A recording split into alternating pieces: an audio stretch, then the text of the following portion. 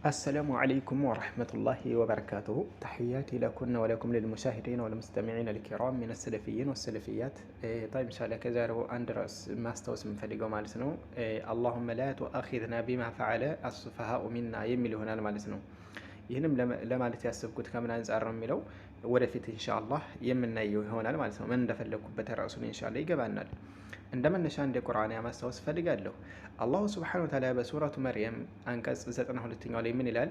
ወቃሉ ኢተኸዘ አርረሕማኑ ወለዳ፣ አዛኙ ጌታ ልጅን ያዘ ወለደ ብለው አሉ። ሙሽካኖች እንግዲህ መለኮች የአላህ ሴት ልጅ ናቸው ስላሉ፣ ነሷራዎች ደግሞ ክርስቲያኖች ዒሳ የአላህ ልጅ ነው ስለሚሉ፣ አይሁዳኖች ደግሞ ዑዘርን የአላህ ልጅ ነው ስላሉ ታዲያ አላህ ምን አለው? ወቃሉ ኢተኸዘ አርረሕማኑ ወለዳ ለቀድ ጅእቱም ሸይአን ኢዳ፣ በጣም ጸያፍና የከበደን ቃል በእርግጥም አመጣቸው አለ አላህ።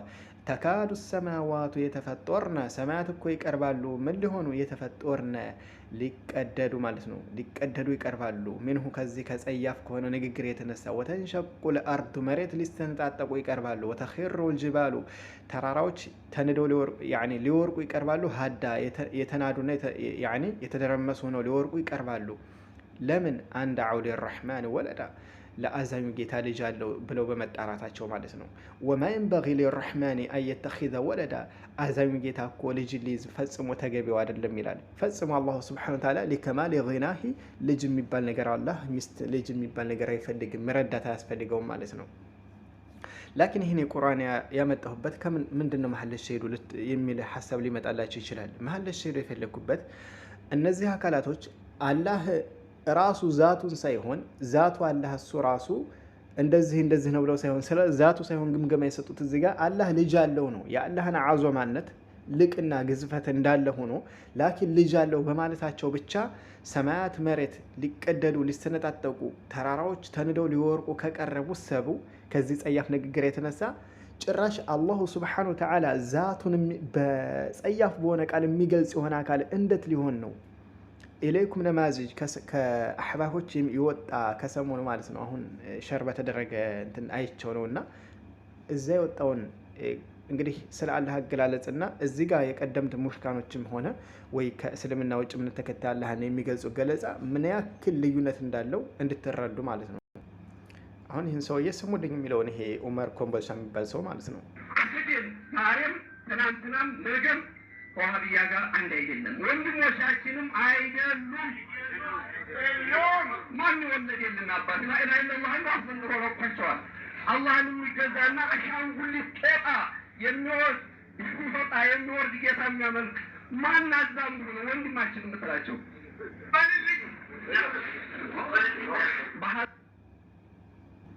ሰማችሁት አይደለ?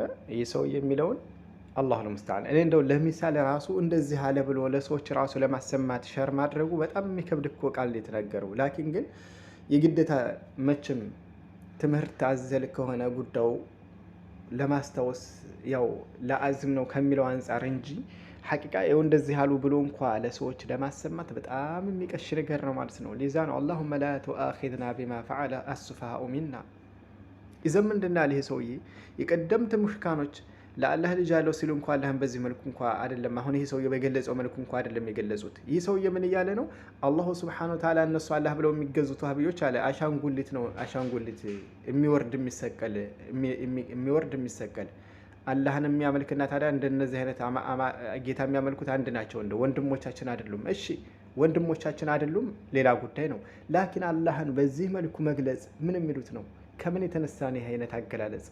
አቀል ሸይ በእነሱና በእኛ መካከል ልዩነት አለ በአላህ ጉዳይ ሲፋ ከተባለ ራሱ እዚህ ጋር ተሳስታችኋል። አላህ እኮ ባህሪያቶቹ እንደዚህ ተብሎ ነው መገለጽ ያለበት። እንደዚህ አይባልም ነው እንጂ የሚባለው ለዛውም አሻንጉሊት ነው ተብሎ ይባላል። እንደ ቀደምቶች ራሱ ሙሽሪካኖች ይህን ብለዋል። ክርስቲያኖች ይህን ቃል ተናግረውታል።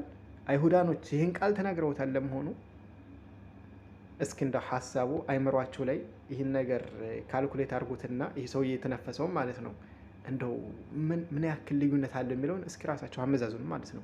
እንደው ለምሳሌ ራሱ እንደዚህ ብሎ ለመስፈፍ በጣም የሚከብድ ቃል ነው። ወላሂ ወቢላሂ ወተላሂ። እንግዲህ ከዚህ መካከል አንዱ አነሳው كأبي هريرة رضي الله عنه تيزي يمت حديث أن رسول الله صلى الله عليه وسلم قال ينزل ربنا تبارك وتعالى كل ليلة إلى السماء الدنيا حين يبقى ثلث الليل الآخر فيقول من يدعوني فأستجيب له ومن يسألوني فأعطيه ومن يستغفروني فأغفر له ይላል متفق عليه ቡኻሪና ሙስሊም በተጋጠሙበት ሐዲስ ላይ ማለት ነው። አላሁ ሱብሓነሁ ወተዓላ ወደ ሰማይ ዱንያ ይወርዳል በየሁሉም ሌሊት።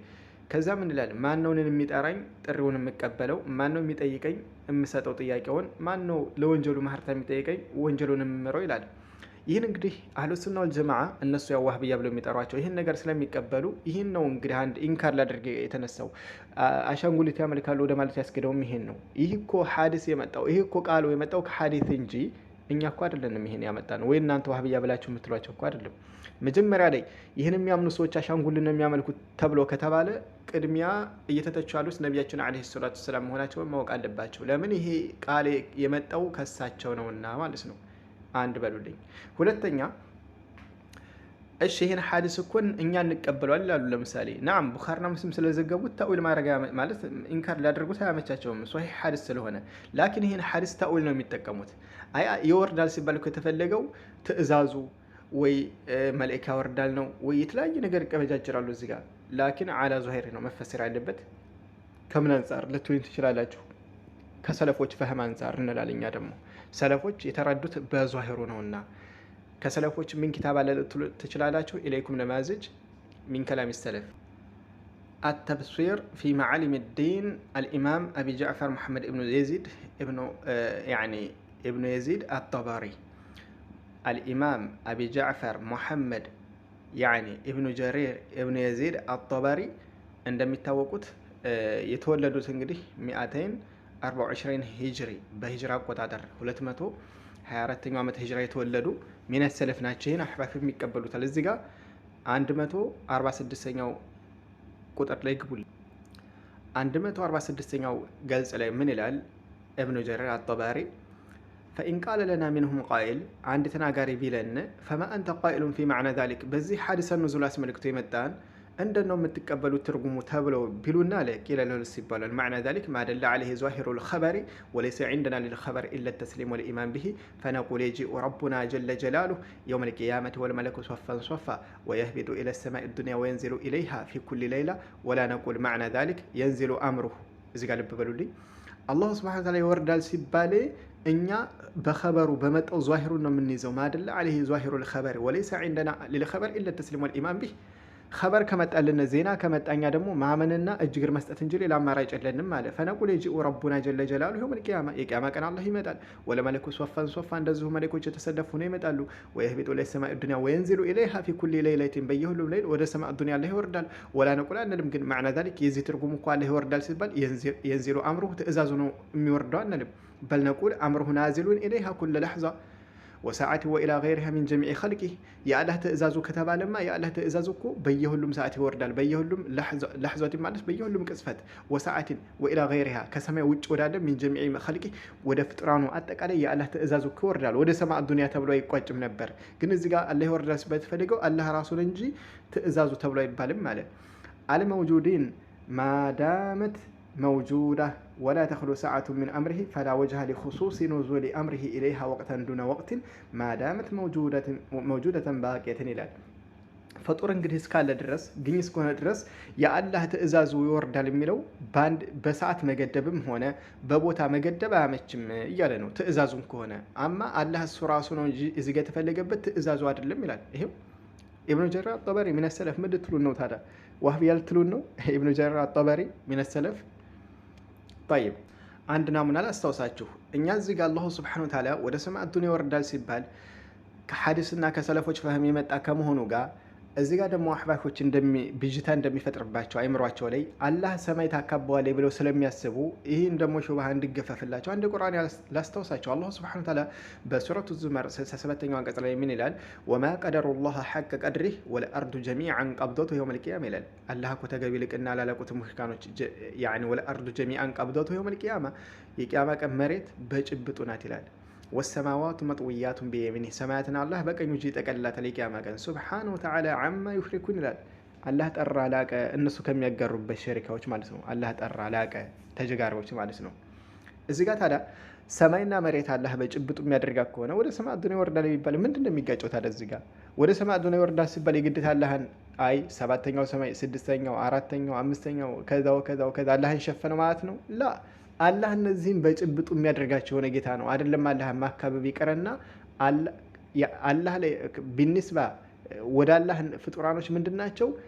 በጭብጡ ያሉ ናቸው ማለት ነው። ልክ ከዓብደላህ ብን ዓባስ እንደመጣው አተር ማለት ነው። መሰማዋቱ ሰብዕ ወለአራዱነ ሰብዑ ፊ ከፊ ረሕማን ኢላ ከኸርደለትን ፊ የዲ አሐድኩም እንዳለው ማለት ነው። 7 ሰማይ 7 ምድር አራሕማን መዳፍ ላይ እኮ የጎመን ዘር ፍሬ ያክል እንጂ እንደናንተ በእጃችሁ እንዳለች የጎመን ዘር ፍሬ ያክል እንጂ ሌላ አይደሉም ብሏል። እሰቡት እዚህ ጋር የጎመን ዘር ፍሬ ያክል ናቸው ሰማያት መሬት አላህ ዘንድ ማለት ነው። በጭብጡ የሚያደርጋቸው የሆነ ጌታ ነው። አላህ ግዙፍ የሆነ ሀያል የሆነ ጌታ፣ የትኛውም አካል ተፈላስፎ በአእምሮ ሊደርስበት የማይችል የሆነ ጌታ ነው። ሊዛ አላሁ ስብሐነሁ ወተዓላ ይወርዳል ሲባል እንደት ነው ከይፍያው እንደት ብሎ ይሄ ከሆነ ይሄን ያስዝብናል። ይሄ ሁሉ ፍልስፍና ነው፣ የሎጂክ ነው። ከሰለፎች መች መጣ እንደዚህ አይነት መፈላሰፍ? መች መጣ?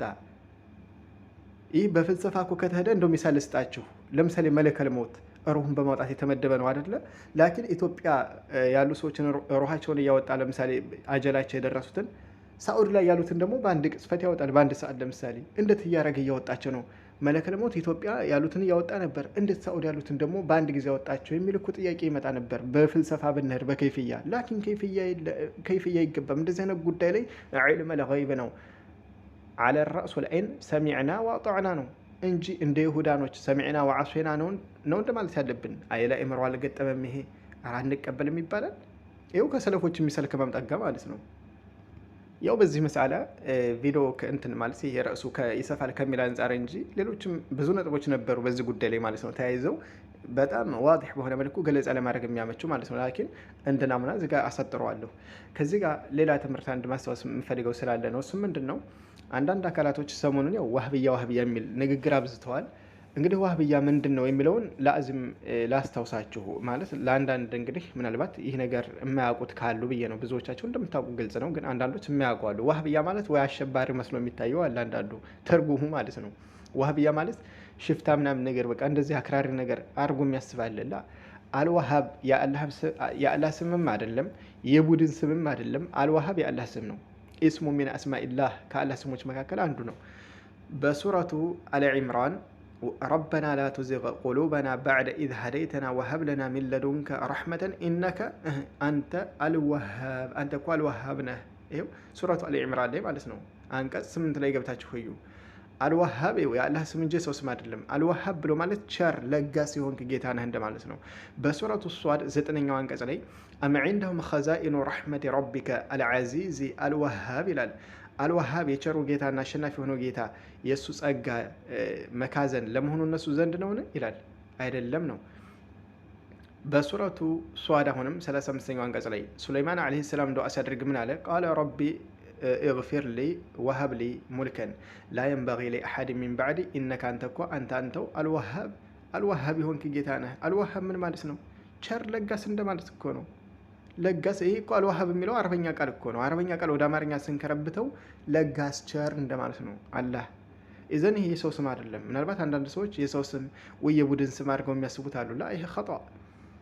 አንዳንዶች የሙሐመድ ኢብኒ አብዱልዋሃብ ተከታይ ብለው ስለሚሉን ነው። ያም ደግሞ ሙሐመድ የሚለው ስሙ እንደው የእሱ ተከታይ ካላቸው ሙሐመድዩን ነው እንጂ ዋሃብዩን አይደለም የሚባለው። ላይ ከአላህ ስም ተሄዶ አልዋሃቢ እኮ የሚለው ለምሳሌ አረቦች ከአረቡም ውጭ ሆነ የሙስሊም ስሙ አብዱ ከተባለ አብድ ማለት ቢማዕና ባሪያ እንደማለት ነው። ስለዚህ አንድ አካል ባሪያ ከተባለ ለአዚም ወደ አላህ ስም ኢዳፋ መሆን አለበት። ለምሳሌ አብደላህ፣ አብዱልዓዚዝ፣ አብዱልመናን፣ አብዱልከሪም የከሪም ባሪያ የአላህ ባሪያ እንደምንለው እዚህም ጋር አብዱልዋሃብ ከተባለ የዋሃብ ባሪያ እንደማለት ነው። አልዋሃብ የአላህ ስም ሲሆን አብዱ የሚለው የሙሐመድ አባት ነው። የሼክ ሙሐመድ አባታቸው ስሙ አብዱ ነው ስማቸው። እሺ የአባታቸው ስም ታዲያ ወዴት ኢዳፋ ሆኖ ነው የሚጠራው? ወደ አላህ። ለምን ባሪያ ተብሎ ለአላህ ስም ኢዳፋ መሆን አለበት። ከአላህ ስም ውጭ ኢዳፋ አይደረግም። ለምሳሌ አብዱ ፉላን የፉላን ባሪያ ይባልም አንድ ሰው መባል ያለበት አብዱላህ፣ አብዱልከሪም፣ አብዱልዓዚዝ፣ አብዱልዋሃብ። ኢዘን ይህ አልዋሃብ የሚለው የአያታቸው ስምም አይደለም የአላህ ስም ነው። ይህን በደንብ ልታውቁ ይገባል። እና አሕባሾች ይህን ስለማያውቁ አላህን በስንቱ ሰርበውት ሱብሃንአላህ በስሙ ይሳደባሉ። ይሄ ዋህብያ አልዋሃብ የሚለው የሰው ስም እየመሰላቸው አንዳንዶችማ ያያስሙ ነው አለኝ አንዱ ጀሁል ማለት ነው። አላህ አልሙስተዓን። አረ እንደህን እንኳን እንደ አላህን ስም እንኳን ወቁ። አላህ አልሙስተዓን። ይሄ እኮ ደግሞ ቁርአን ላይ እኮ የመጣ ነው። እንደው በዑለሞች እንደው እስቲንባጥ አድርገው እንኳን ያወጡት አይደለም ማለት በኢጅቲሃድ ያወጡት አይደለም። ሲጀመር በአላህ ስም ኢጅቲሃድ አይደለም። ቁርአን ሐዲስ የጸደቀውን ነው የምናጸድቀው። እና ይሄ አልዋሃብ የሚለው አላህ ስም እንጂ ሰው ስም አይደለም። አንደኛ ልታውቁት የሚገባው ማለት ነው። ኢንሻአላህ ያው ሰሞኑን እንደዚች አይነት ነገር ስለበዛች ብዬ ነው። ላኪን ዋናው መሀል ሸሄዳችን ያው ራሱ ላይ እንደመነሻ ወሰውላችሁ የኡመር ኮምቦልሶ ንግግር ነበር ማለት ነው። አላሁመ እንደው ሌላም አንልም እንደው አላሁመ ላ ቱአኺዝና ቢማ ፈዐለ ሱፈሃኡ ሚና አላሁመ ላ ቱአኺዝና ቢማ ፈዐለ ሱፈሃኡ ሚና።